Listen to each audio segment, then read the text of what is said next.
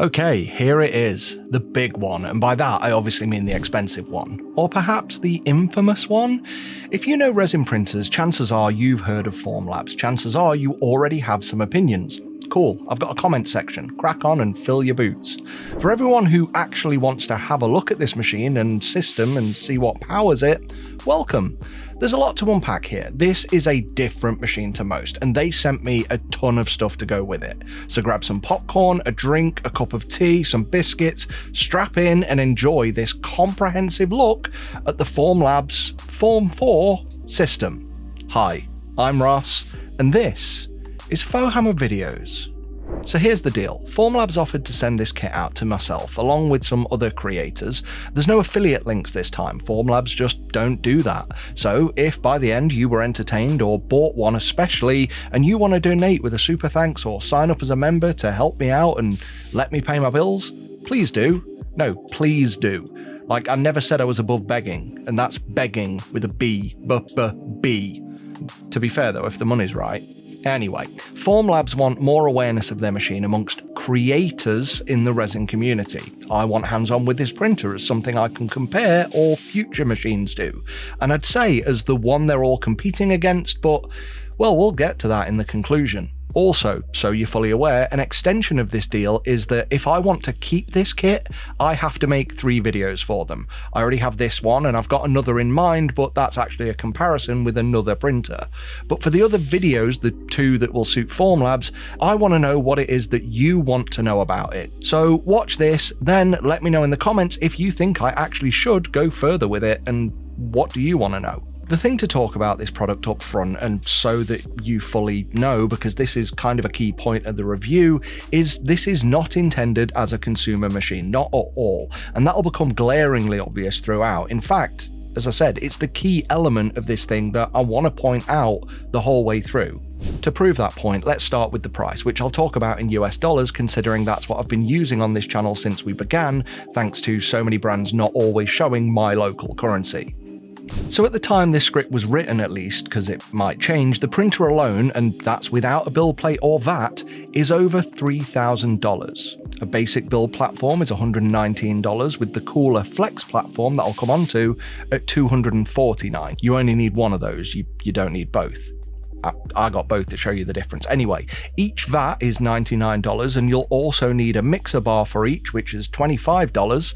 The foam wash is $699 and the cure station, or the one I got, because there's a newer one, is $750. Beyond that, I also got hands-on with the finish kit, which is some buckets and tools for handling the resin. That's another $99, and finishing tools, which are for model cleanup, including electric sanders and such, is $249. And I've even got a battery-powered solvent pump to get liquid out of the foam wash at another $60. And all that is before the resin. So I got 2 bottles of Precision Model, which sells at $129 each, and 2 bottles of Tough 1500, which is $149 each. We're not done. There's also a 1-year pro service plan which got included with this machine, and that is another $549. Now, if you want to save a bit of money, you can get the cheapest resins for this machine, and they're $79 a litre. So, if what you see before you, plus the service plan at over $7,000 for the lot, doesn't put you off buying one as a home user, let's continue, I'll find some more stuff. Okay, let's get to the printer. Now, before I even got the machine, I was advised of this pro service plan they bundled in it for me, which came first as an email that instructed me to check out a whole series of product training guides, and I even got an introductory meeting with my dedicated service agent, Devon, who, I've got to be honest, like everyone at FORMLABS who spoke to me, has been absolutely lovely to me and, beyond almost every other brand, incredibly helpful. Now, for those who didn't faint at the price, or those who have since woken up and skipped back in the video just to learn how this is worth that much, let's get into the hardware, starting with the printer, of course. Now, the packaging is easily some of the best I've seen. I don't mean looks, although uniformity across all but one of the boxes is nice. What I mean is the packaging materials are clearly designed to properly house a product of this value, rather than everything being bunged in and sandwiched between 2 cheap sheets of foam. And let's be fair, the machine looks absolutely gorgeous too. I mean, it's easy for me to put this in the category of proper looking technical products, and for a bit of flash and I guess, well, practically some protection from UV rays during downtime in an office environment, the lid also has this soft hood that you can put over it. As I always say, I love the up and over lid, which you can easily lift one-handed because there's a cutout for the handle area, and I especially love the soft close function. In fact, I'd love to have this in my kitchen cabinets. All in all, from the absolute off, you can tell this isn't a toy. This is a proper industrial style product. Now, ports wise, we've got an Ethernet socket along with a USB-C socket on the rear, but it's worth noting that this USB-C socket is to connect the printer directly to a computer with a USB-C cable. There's no USB socket on this machine for a thumb drive. In fact, the only way to transfer prints to this machine is via the network, and yes, it's got built-in Wi-Fi, or with a direct PC connection using that USB-C cable. Kinda like many modern 2D printers, which I suppose makes sense, but I'm also sure many consumer resin printer users will say limiting, because we're used to USB drives. There's also the power socket and switch on the other side of the back, and between these is a large vent hole. So now is when I'll mention that whilst printing and the fans are operating, this is one of the louder 3D printers that I've used. External to the machine, there's also a couple of extras too, both of which are elements that are clearly printed on other FORMLABS machines. At the top, at the back, you've actually got a removable tool caddy for Allen keys and leveling shims. And the other extra is a circular vent hole, which I was actually advised was only added due to user feedback, as FORMLABS resins are typically much safer than most. And look, I've got no way to quantify resin safety, I don't know enough about resin safety. I, like you, I'm waiting for the articles on what is and isn't safe in UV resins. I'm just reiterating what I was told. Right, let's get to the fun stuff, inside. So the first thing to talk about is the build plate. They have a standard plate, which is a large block, and we've seen this style before. Many of us love the convenience of never getting resin on the top of a build plate. But the flex plate, however, is super cool, and I expect this will be the thing that most viewers will walk away from this video wishing they had, because I wish I had it. We've seen removable flex plates before, but this one has clips on top that you can actually press together in order to easily flex and loosen the parts on the surface, avoiding a lot of the manual scraping that's often required on standard plates. Now, this doesn't always just pop off all of your models. Smaller pieces, or at least pieces with smaller supports, still need some encouragement. Nevertheless, this is super handy to have and makes me very envious of built-in flex plates. I want this on every single printer now. Why can't we have this? If you know, please let me know in the comments. It's also worth saying that whilst plate leveling to make it parallel with the screen is a process you can run through, and to do this you use the small blue shims I mentioned earlier and 2 screws on the build arm, I didn't actually need to do this for any of my testing, so they should come pre-leveled. You can, however, in fact you need to, level the printer itself, which is done in a pretty cool way, and well, it gets you to do this during the setup by telling you how level the printer is on your worktop and giving you this disc which slides into the feet, which are nuts, and then turning the disc raises and lowers each corner. Going back to the plate, this attaches to the Z-arm with a spring lever, which is awesome for one-handed operation. However, moving down the mechanism, I was actually surprised to see a single linear rail and standard lead screw, which might actually explain some of the print results I'll come on to later, but even saying that, I don't think it's right because I've had much larger machines with this style of mechanism and no issues, so this should be fine. Now, moving on to the vat, these are plastic, and I say these not only because I've got 2, but because, well, that's intentional. With this printer, if you've got multiple resins, the intention is for you to have multiple vats as well. Now, each vat here is plastic and comes with a clear release film that I'll assume is PFA. Now, for those of you who already hate the idea of proprietary resin, yeah, get your pitchforks ready, because the release film on these is non-replaceable. In fact, they are so non-replaceable that they're plastic welded to the frame of the vat. However, there is a reason for this. So how these work is, let's say, interesting before I explain it, and then you can add your comments about it afterward. So the VAT, when it's inserted, is registered to the printer. I'll assume it's got an NFC tag inside it or something, and this allows the printer to track how many layer peels it's had or how many layer peels each VAT has had when you insert it. But also, it knows what resin you use in it, because as soon as you use a particular resin in the tank, the printer stores that information, and should you try to use a different resin, it just won't let you. In fact, there's a little square on each tank where you can place a sticker that comes with your resin to keep track of which tanks are for which material. Now, before the woke printer mob gets its knickers in too much of a twist, don't worry, there is actually a process on the printer which will allow you to re-register a tank with another material should you have made a mistake in registration or just wish to clean it out and switch. The whole point of this, like some of the other features that I'll come on to, are to prevent incorrect use from a user. In fact, the whole system here is designed to be idiot-proof, which, yeah, I'll kind of agree in fairness that many viewers who are experienced in modern resin printing, consumer printing, will probably actually see as a printer for idiots. Well, let's not get ahead of ourselves too much. Like I said, there's more stuff like this to come. So, yeah, we're going to cement that opinion. But the truth is, look, what do you think of this limitation so far? Let's continue. What I think we're all going to love about these plates is how they latch into plates. The spring-loaded levers make this another process you can pretty much do one-handed. In fact, you can do it one-handed, you've just got to push down the second side as you do it. Now, you may have noticed this notch in front of the VAT. This is for FORMLABS wiper arm. During printing, when each layer lifts, this will actually wipe back and forth, it's different for different resins, mixing the resin and distributing the heat so everything is evenly warm. And once again, this is attached with a spring latch. And I like that. The plate gets a spring, the VAT gets 2 springs, the lid gets a spring, this wiper gets a spring, everyone gets a spring with the Form 4. This video is sponsored by Springs. Yeah, I wish. Please donate. Told you I'd beg. Anyway, before a print, the plate will lower, and this will actually run across the build plate surface to ensure it, along with the surface of the release film, are both clean before anything starts. There's no pressure sensing to do any of these tasks in this printer. And what this also does is mix the resin as it preheats. And by the way, heating is done from a frame around the LCD within the frame of the LPU. I'll explain what that is shortly. And temperature is monitored using infrared sensors, again, underneath the LPU or LCD.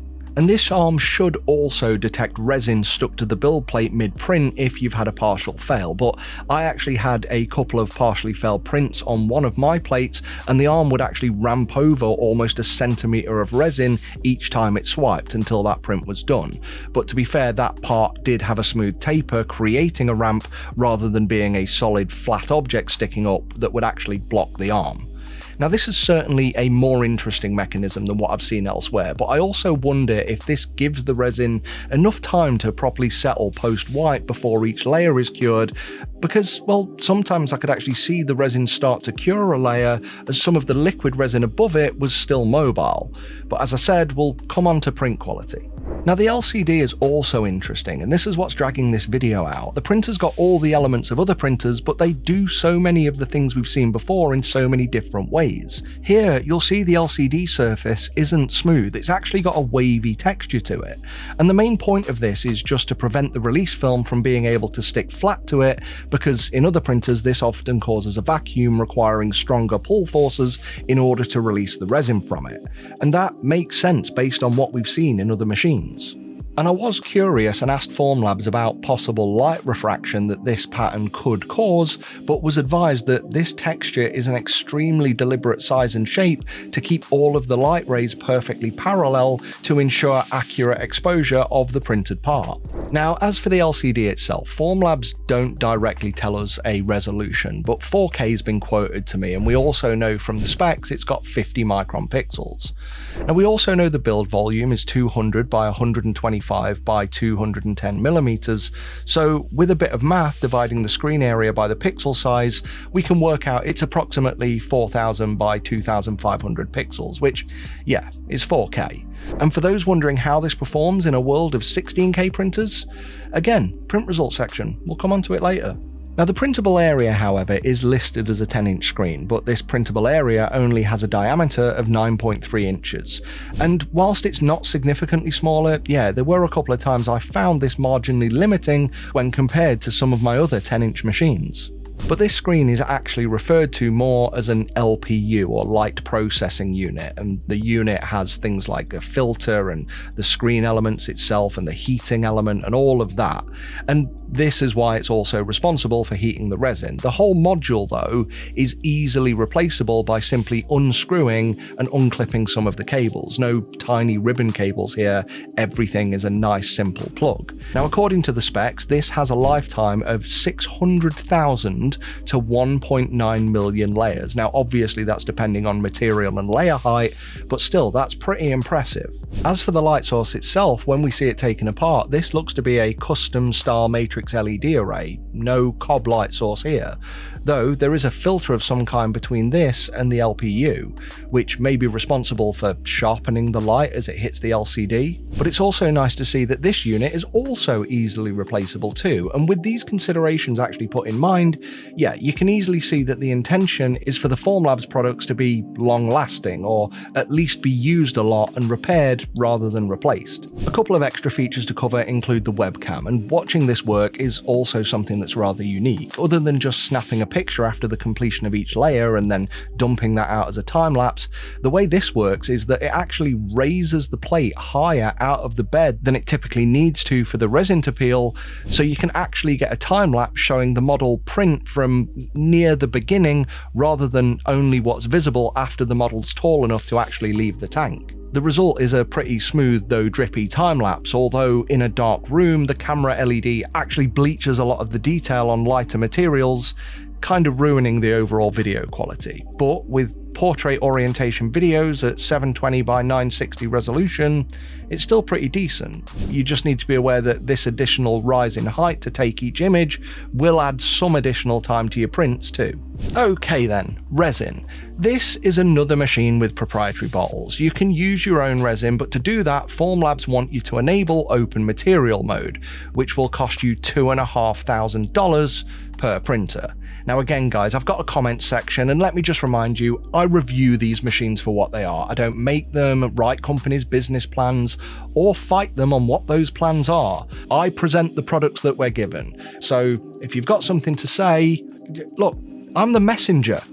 You know what to not do to the messenger. Anyway, I know people are against proprietary resin, but as I said in the intro and may briefly mention at the end, this is very much not a consumer printer. I am not here asking anybody to buy it. I've said this before, but I clearly can't stress it enough. Buy the printer that's right for you. Anyway, to use the resin here, simply insert the bottle into the rear of the machine, which opens up a small rubber grommet in the base of the resin bottle, and the machine will feed this resin into the vat. And it's also recommended to open the lid of the bottle when you're feeding it in, because that allows air to flow in as resin flows out. In fact, the printer will actually warn you of a slow pour when this isn't open. And just like the resin tank, so again I assume RFIDs, the printer will detect what material is inserted at any given time. And there's also a small cutout inside the chamber, so you can actually easily see from reading the bottle through that hole what is installed, and I do think that's kind of cute. The printer's also able to determine the remaining bottle volume of resin in each bottle too, but I'm not sure whether it does this through weight or whether it just remembers how much you had in a bottle when you first inserted it. But it's still cool to know. Now the printer will only feed in a small amount of resin into the vat at a given time, somewhere between 1 and 2 centimeters if I eyeball it, and I expect this low volume actually helps on heating efficiency due to the persistently small volume of resin that's actually there. I suppose just be aware that when you remove a bottle, you might want to wipe out the rubber bung on the inside just to prevent drips onto your work surfaces. Okay, making progress. Onto the UI. Easily the best UI I've ever seen on a resin printer. The out-of-box walkthrough is seamless. All of the settings are not only obvious, but more complex processors give you clear written guides on screen with pictograms and sometimes a QR code to articles with even more detail. The printer literally tells you how to operate the printer. In fact, sometimes it stops you using the printer intentionally because another of the idiot check features are present on the main screen at all times. In fact, you literally can't start a print unless the printer can verify that the build platform's installed along with the tank and a resin cartridge. Also, after each print, you need to confirm that the plate is free of the previous print before you can actually start the next, and the wiper arm will validate this too, along with confirming a clear release film. Also, during a print, the only thing I ever care to know during a print is how long until that print is done. How many hours or minutes left. And this is one of the few printers that puts that front and center, massive, I can see from across the room, that's how long I'm waiting until my print's done. Every printer should do this, every single one. Well done, FORMLABS, this is all I want to know. Now, I know I've used the term idiot a couple of times, but before you think I mean that as an insult to you, I'm actually talking about myself, though in fairness I know I'm not alone in doing daft things like starting a print without a VAT secured, or still having a print on the plate, or, you know, not even having the plate installed in the printer at all. If you've done any of these things, let me know in the comments. In fact, what is your stupidest resin printing fail?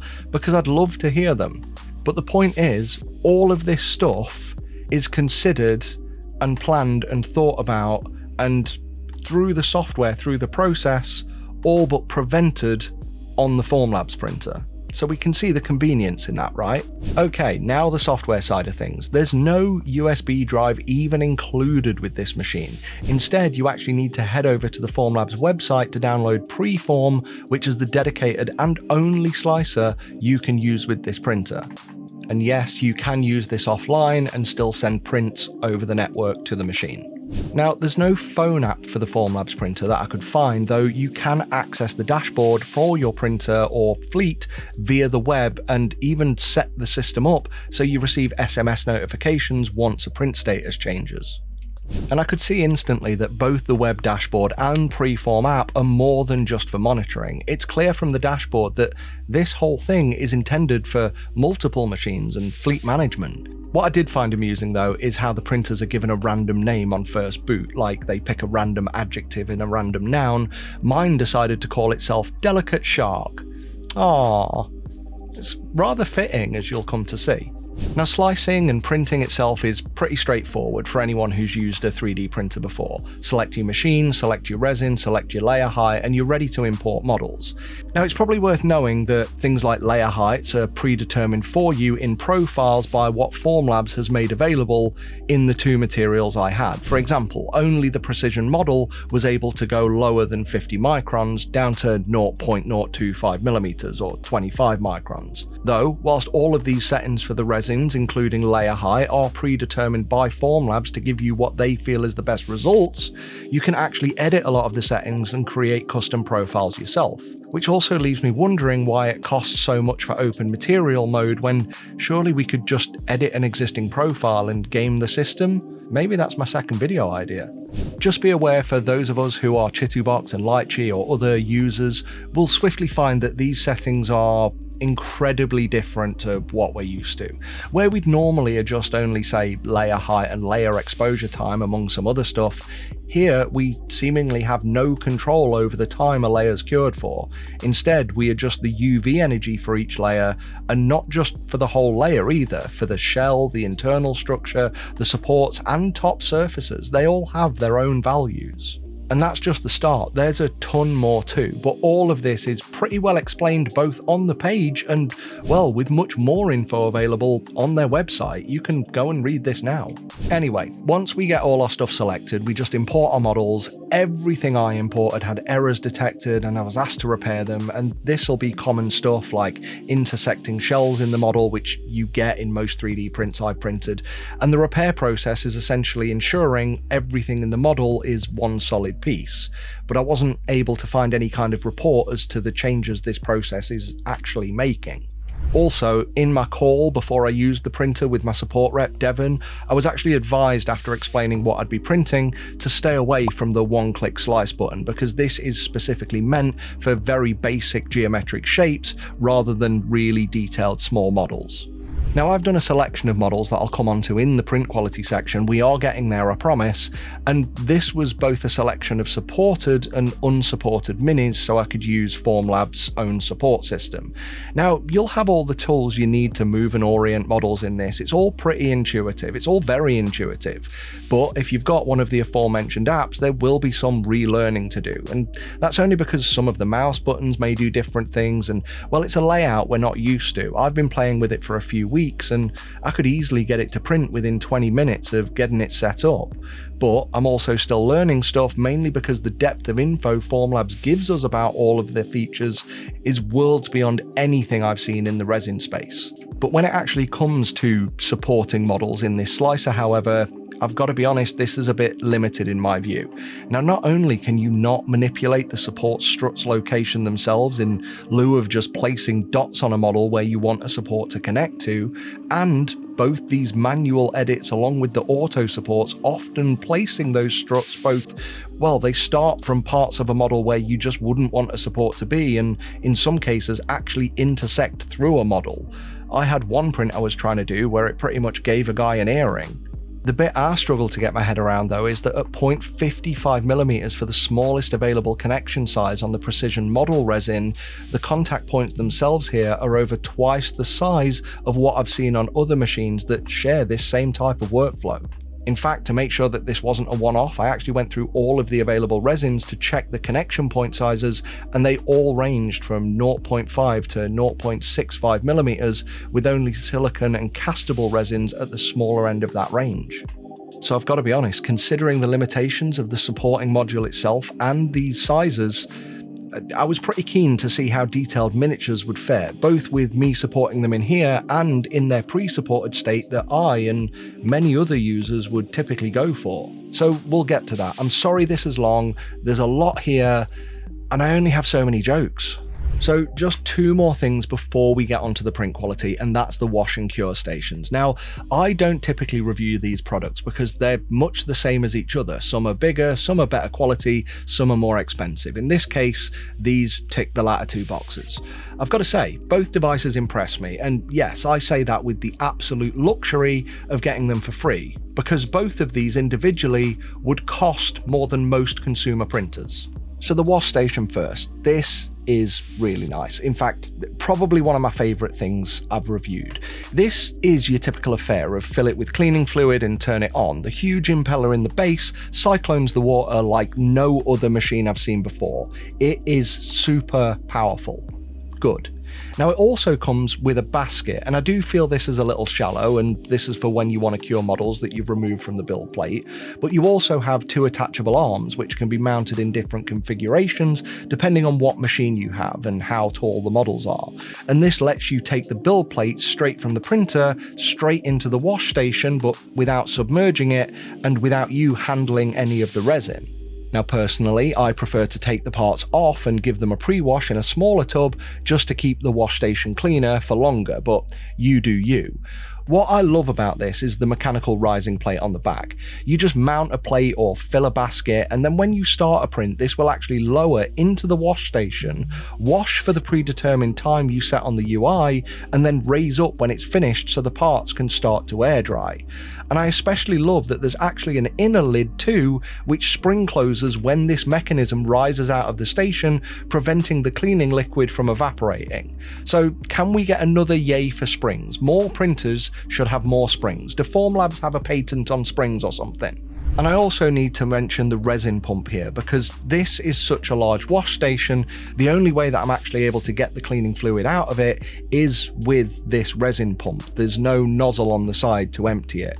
And I've got to be honest, of everything I've got here, and they may want this back if I don't do 2 more videos, I'm going to keep this resin pump because I think it's going to come in useful. Now then, onto the cure station. But literally, as I wrote this script, FORMLABS just announced a second generation of Cure Station, but they've sent me this one, so now I have to show it. Now, to be fair, the new one looks like it does the same stuff, but has a door on the front and is both larger and more expensive. Tick tick. Now, this is a small and compact unit, and well, doesn't seem quite large enough for some of the models you could potentially print on the Form 4 if you pushed it to the max printing volume. But it's still decent enough for my testing.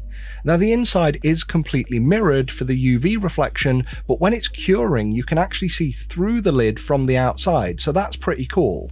And it's also got a built-in heater, which preheats before it starts to cure your resin, and I think many of us have heard for a while that heat really helps when curing resin, but most post-curing stations don't have this function, and even if they did, I don't think any of us would have any idea what setting this should be on. Let's be fair, most of us don't even know how long we really should post-cure any resins for, we're all just guessing it. And that leading statement was intentionally used because here, the curing station actually has built-in profiles for FORMLABS resins. You literally select your resin type on the UI and it determines both how hot and how long the chamber should be on for. And it may shock you, because it shocked me to know that this tough resin I have was actually cured at 70 degrees Celsius for an hour. I normally bung things in a curing station for 10 minutes and then go thumbs up, crack on. But in fairness, I've got no idea what the UV strength is for a comparison to the much cheaper units we've all got. Okay, here we are, print quality. I hope I make this worth your while, and thank you so much for sticking with me this far, with a massive thanks to my editor, because he's going to be pulling his hair out trying to do this one. Well, okay, look, as I said earlier, this is a 50 micron screen, but remember guys, this is a very special type of printer, yeah? So can those 50 microns show significantly improved print quality than what we've seen before?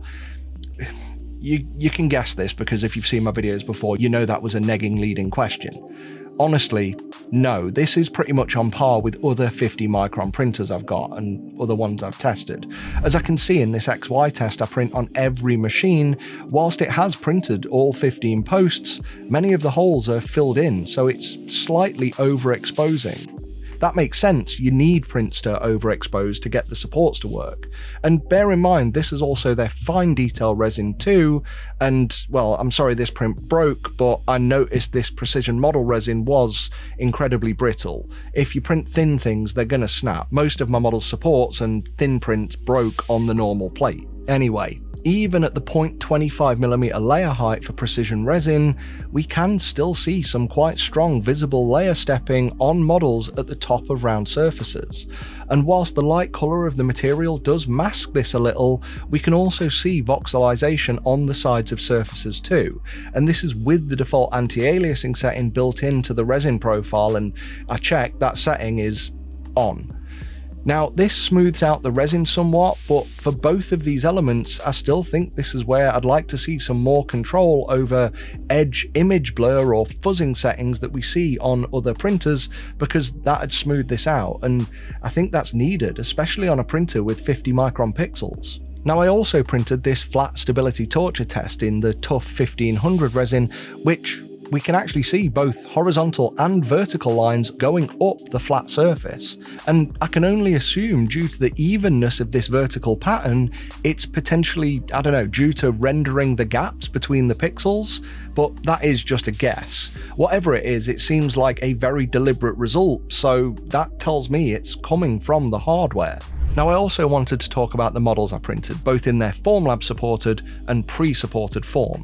Now, all of the FORMLABS auto-supported models came out just fine, but I've got to be honest, removing these supports, even with heat applied, was quite difficult. Though I was happy to see that all of the supports broke off, leaving small parts of the support on the model, other than pulling out small holes and making pock marks on the surface, because it's much easier to sand this down than fill holes in. Now, I expect that this is due to stronger UV light being applied to the supports themselves in the print, making them more brittle than the model surface, something that can only really be done on FORMLABS supports because, well, the slicer's got no way to determine what a support is on a pre-supported model. It's all just a model. But speaking of pre-supported, I had mixed results with minis. All of the models I'd supported myself a while ago were an absolute no-go. They all failed, but I've had much better success with Trench Crusade models, which I believe were supported by Atlas 3D, who, if anyone knows them, are kick-ass at supporting minis.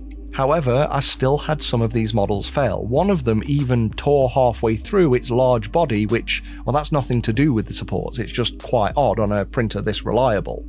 And some of them had partial fails where only a few of the supports had peeled away, so all in all, it's a mixed bag. Look, you'll still get some fails on this, but like with any new way of working, not so much the hardware, working with any new resin printer, spending more time with this and understanding its quirks is going to lead to more frequent success.